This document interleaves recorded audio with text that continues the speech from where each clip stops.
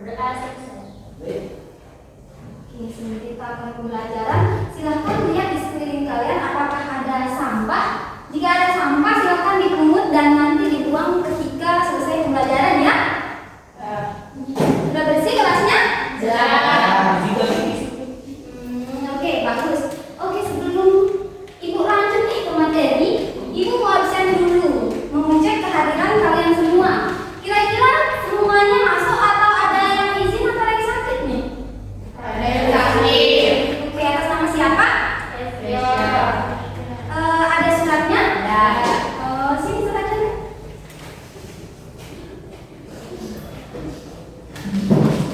Ini Bu. Oke, atas nama Kaisa sakit ya? Ya. Oke anak-anak, jangan lupa semangat belajar ya. Jaga kesehatan, istirahat yang cukup juga supaya tetap bisa mengikuti pembelajaran dengan keadaan sehat. Oke, sekarang kita mau review dulu nih pembelajaran yang kemarin. Pada pertemuan minggu lalu, anak-anak masih ingat nggak apa materi kita pada pertemuan minggu lalu? Ulang, apa? Oke, kata-kata menghayati ya. Coba ada yang bisa? Apa itu kata-kata menghayati? Angkat tangannya ya. Apa? Oke, Sita. Iya, silakan Sita.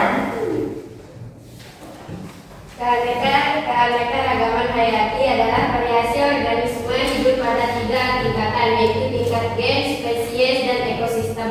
Oke, tadi ada 3 tingkatan nih. 3 tingkatannya udah disebut ya. Ada tingkat gen, terus kemudian ada tingkat spesies, kemudian ada tingkat ekosistem. Untuk contoh dari tingkat gen, ada yang bisa? Oke, silakan Lan. Contoh keanekaragaman tingkat gen adalah mangga golek, mangga apel, dan mangga madu. Oh iya, kalau definisinya ada yang bisa?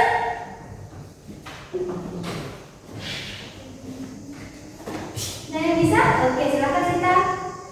Apa itu keanekaragaman hayati tingkat gen? Keanekaragaman gen adalah variasi atau perbedaan gen yang terjadi dalam suatu jenis atau spesies makhluk hidup. Ya, tadi contohnya ada berbagai jenis mangga ya. Kemudian yang kedua ada keanekaragaman hayati tingkat spesies. Ada yang bisa apa itu keanekaragaman hayati tingkat spesies? Oh ya, pada pertemuan sebelumnya kita udah bahas ya. Silakan. Maimana? Keanekaragaman jenis spesies adalah perbedaan yang dapat ditemukan pada komunitas atau kelompok berbagai spesies yang hidup di suatu tempat. Ya, contohnya ada yang bisa? Ada yang masih ingat contohnya? Oke, silakan. Contoh keanekaragaman hayati tingkat spesies pohon ina, pohon palem, dan pohon kayu. Oke, dan yang ketiga nih ada keanekaragaman hayati tingkat iya, ekosistem. Ada yang masih ingat terkait dengan keanekaragaman hayati tingkat ekosistem ini? Oke, selanjutnya keanekaragaman hayati yang ketiga itu ada keanekaragaman hayati tingkat karena di bagian sini juga, sekarang tinggal di bagian sini nih. Apa itu keanekaragaman hayati tingkat ekosistem? Oke, silahkan Wisnu. Ekosistem terbentuk karena berbagai kelompok spesies menyesuaikan diri dengan lingkungannya. Kemudian terjadi hubungan yang saling mempengaruhi antara satu spesies dan spesies lain. Oke, ada yang bisa contohnya? Silakan. Surah.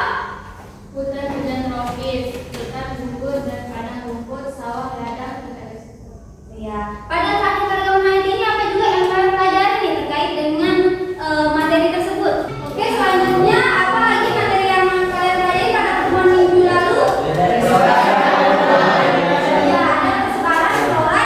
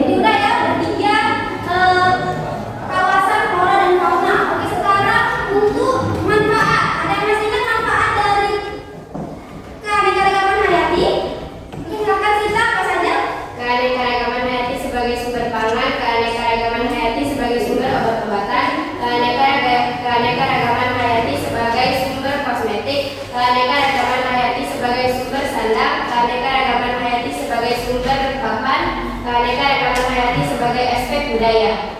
Oke, jadi keanekaragaman hayati itu adalah variasi organisme hidup pada 3 tingkatan ya, yaitu pada tingkat gen, kemudian ada spesies, dan yang terakhir ada tingkat ekosistem.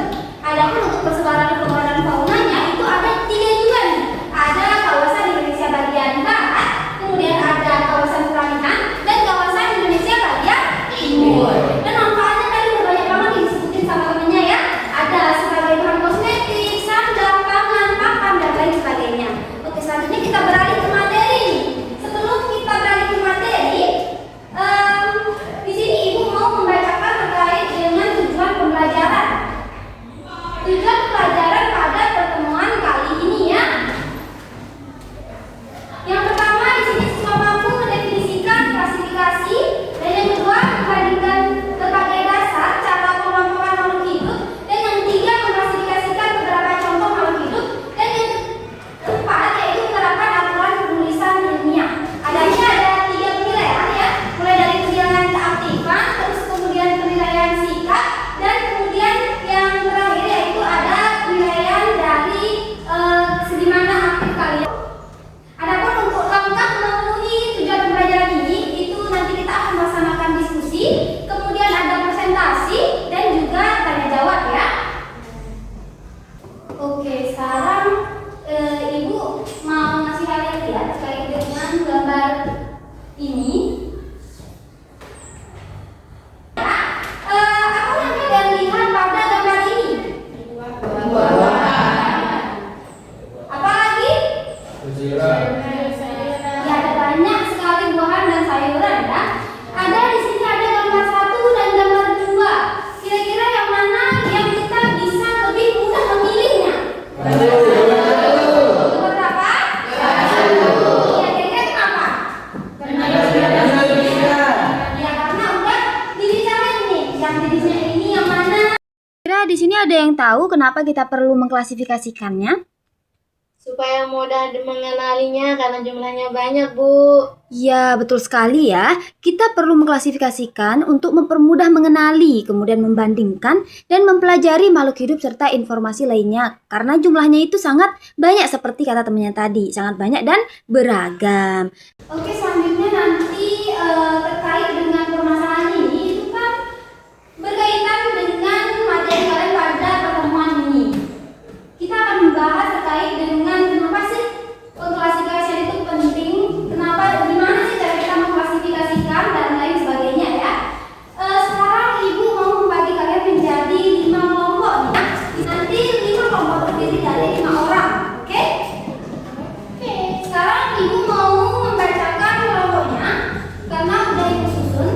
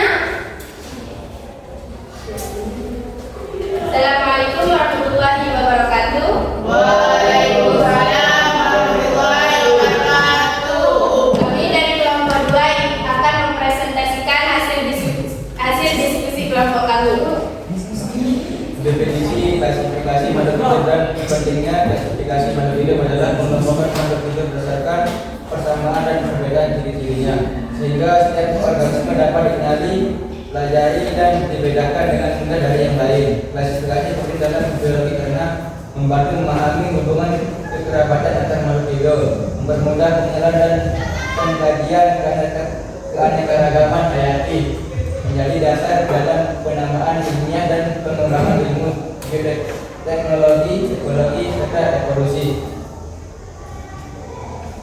2. Dalam mengelompokkan makhluk hidup, para ilmuwan menggunakan beberapa sistem klasifikasi berdasarkan dasar dan tujuan pengelompokan. Sistem buatan artifisial merupakan cara pengelompokan yang didasarkan pada kesamaan ciri fisik yang mudah diamati, seperti bentuk daun, warna bunga, atau jumlah kaki. Kelebihan dari sistem ini adalah mudah digunakan dan praktis dalam mengenali makhluk hidup secara cepat. Namun kelemahannya adalah tidak mencerminkan hubungan kekerabatan yang sebenarnya. Selanjutnya terdapat sistem alami natural yang mengelompokkan makhluk hidup berdasarkan persamaan struktur tubuh, fungsi organ, dan ciri-ciri alami lainnya. Kelebihan sistem ini adalah mampu menunjukkan kesamaan dan perbedaan alami antar organisme. Tetapi penerapannya cukup sulit karena memerlukan pengamatan yang lebih detail dan mendalam terhadap struktur tubuh makhluk hidup. Selain itu, sistem filogenetik evolusional digunakan untuk mengelompokkan makhluk hidup berdasarkan hubungan kekerabatan dan sejarah evolusi. Sistem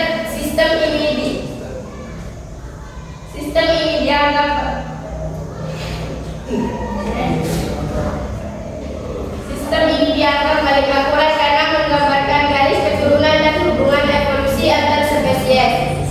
Namun kelemahannya terletak pada kebutuhan akan data genetika dan fosil yang lengkap untuk menentukan hubungan kekerabatan secara cepat. Oke, dari yang sudah dipresentasikan dari nomor 1 sampai 2 di sini ada kelompok yang lain jawabannya atau sama? Sama. Oke, sekarang lanjut ya. Sudah.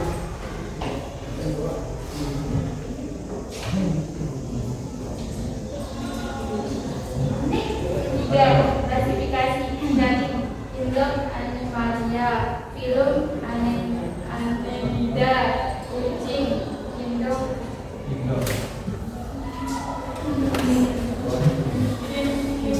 animalia, film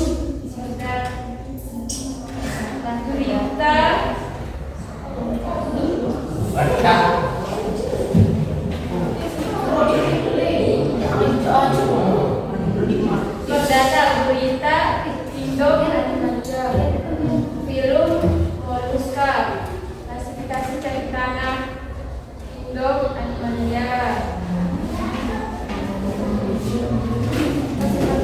klasifikasi dari tanah induk animalia, film annelida, kelas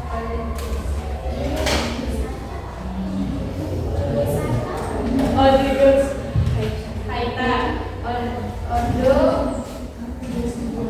Hoplotasida Padiri spesies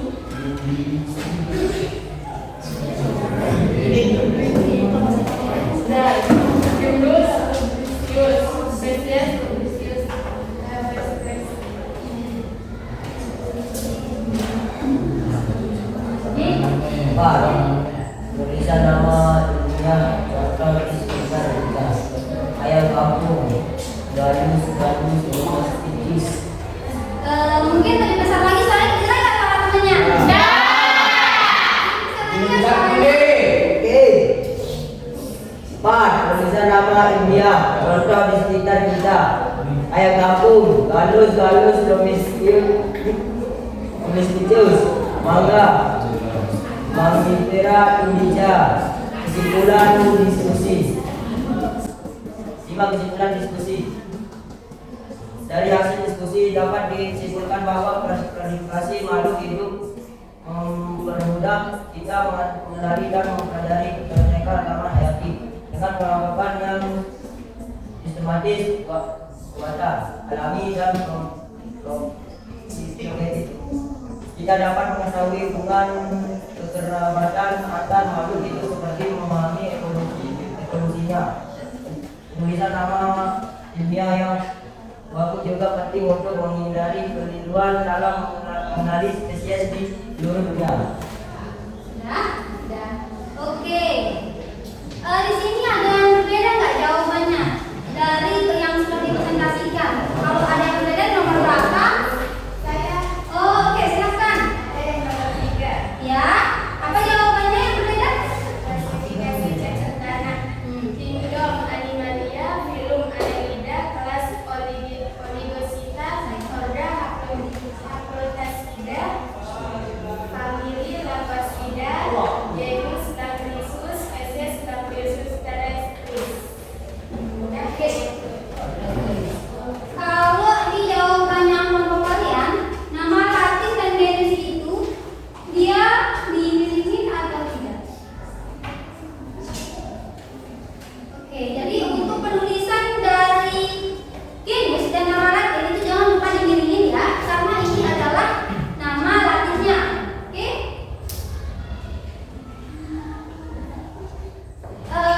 Apakah ada yang ingin bertanya lagi terkait dengan materi pada hari ini yang sudah dipresentasikan? saya mau bertanya. Oke, silakan. Apa yang akan kalian lakukan jika menemukan tumbuhan baru di sekolah? Cara yang dapat dilakukan yaitu jika saya menemukan tumbuhan baru di sekitar sekolah. Langkah pertama yang saya lakukan adalah mengamati ciri-ciri morfologinya seperti bentuk daun, batang, bunga, dan bijinya. Setelah itu saya mencatat dan membandingkan ciri-ciri tersebut dengan tumbuhan lain yang sudah dikenal untuk menentukan kemungkinan jenis dan familinya. Oke, ada yang ingin menambahkan terkait dengan pernyataan terkait dengan jawaban dari kelompok 2? Sudah cukup? Oke, silakan ditutup kelompok 2. Sekian dari kami. Assalamualaikum warahmatullahi wabarakatuh. Waalaikumsalam warahmatullahi wabarakatuh.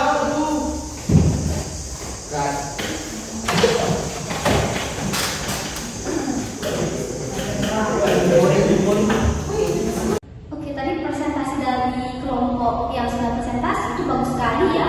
Dan tadi sudah ditampilkan juga sama teman-temannya terkait dengan presentasi yang tadi. Dan sedikit ibu koreksi terkait dengan penulisan di nama latinnya. Di mana di penulisan nama latin ini itu tadi ibu lihat untuk penulisan nama latinnya teman kalian menulisnya kayak penulis biasa saja. Jadi penulisannya itu kurang terstruktur. Di mana nama latin itu sendiri biasanya ada aturan-aturan dalam penulisannya. Sekarang ibu mau memberikan contoh nama latin yang ada di sekitar deh. Contohnya pohon mangga ya. Contohnya tadi pohon mangga. Nama latin dari pohon mangga itu adalah Manipera indica.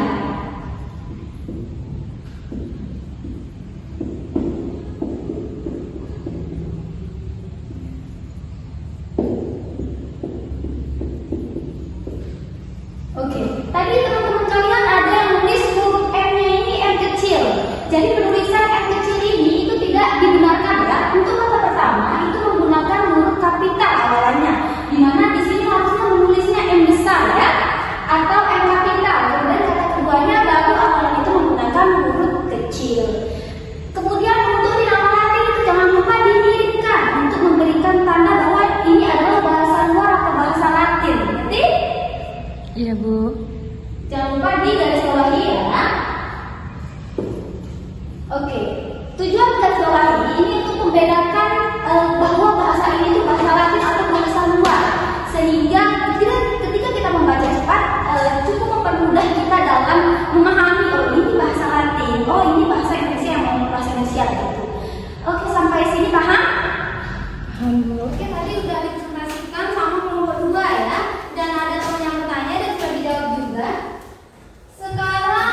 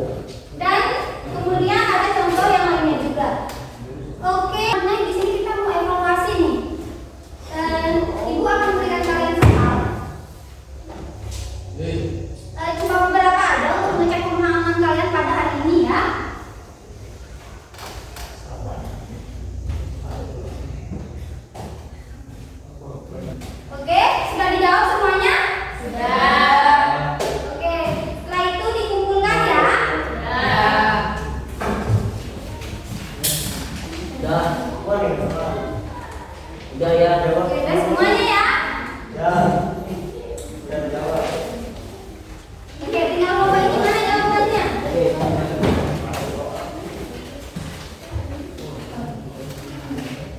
Oke, udah ya.